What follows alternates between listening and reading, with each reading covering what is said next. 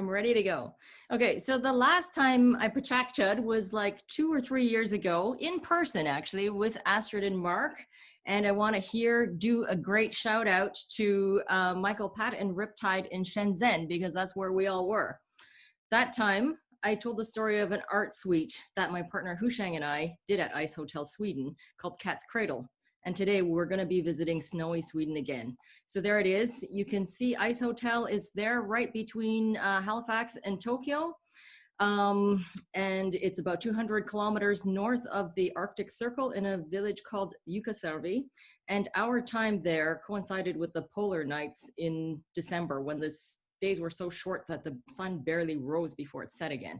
This is the Torn River on which the Ice Hotel lives and breathes.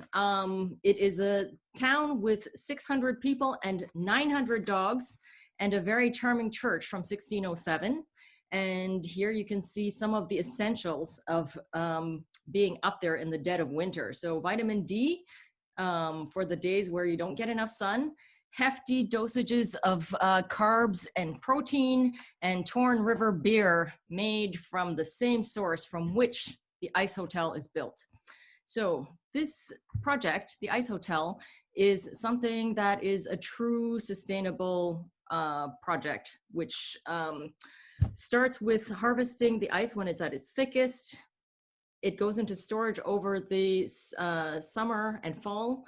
In the winter, you pick it up in the, I'm talking way too slow. I'm out of practice, as you can see. Okay, the other thing that we do at Ice Hotel, the river is used to make the snow, which is blasted over these forms to form the iconic arches. That's using something called snice, which is a mixture of snow and ice.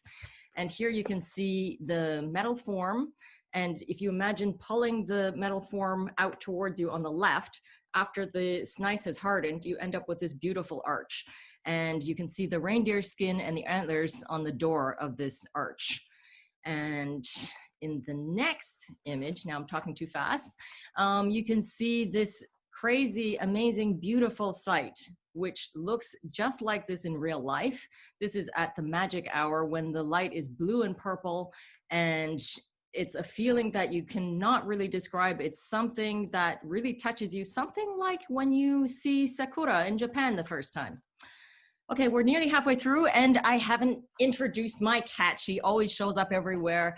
So we're having a cat break. A lot of our projects are inspired by her loveliness.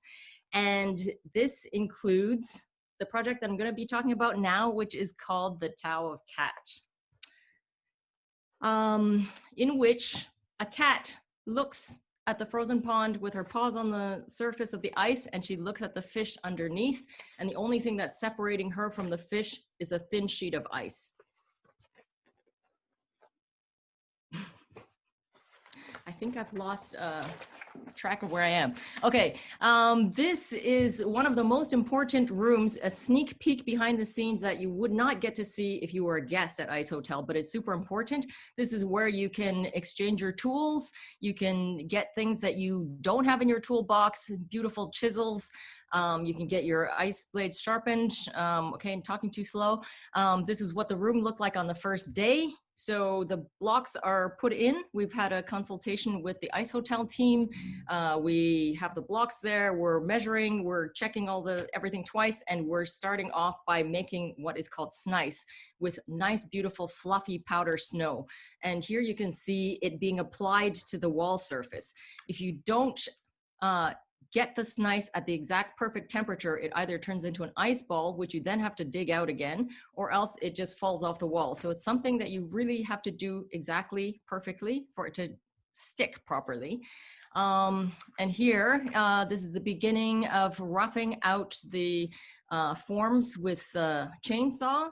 And it's really super fun, although it's intimidating at the start. It's really super fun, and I enjoyed it so much that I actually got a vibrational stress injury from it and switched over to hand tools, which was a super blessing in disguise because it's quiet, it's meditative, everything about it is lovely, and you go into this moment of flow. And it was during one of these moments that I had this epiphany that I would quit my job and go back to school full-time as a sculptor. So this was a moment of truth for me. I want to show you now the bed. This is something that is really important in the timeline of a project.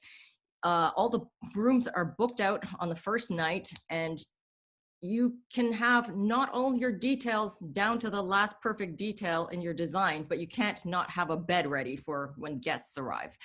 And this is another, I'm really super talking too slow. This is the wall. Everything has to be done in a certain order. So this was ready for us on the first day, but it couldn't be put in until the other things were done already. The walls, the sculpture, and this is now already at the final finished room.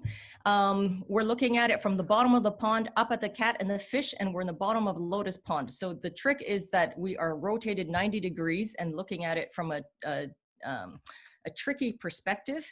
And this is the opening night where you can see and be a fly on the wall and watch and hear all of the secret reactions from the guests who are visiting for the first time. It's really a great experience. And I just, now of course it's slowed down. I just want to say a huge thank you to Ice Hotel and to PechaKucha Night, who actually kind of introduced me to Ice Hotel. And I just want to say it takes a village. Artists get their names on the walls and in the books, but it's actually this humongous team of people who are dedicated and talented and amazing. And yeah, it was a super experience. They just opened their 31st edition of Ice Hotel 3 nights ago. So hopefully you guys can, if not visit because of COVID, at least go and visit their website and check it out because it's really worth seeing. Wow, thank you, Sonia. Your creativity is boundless as always.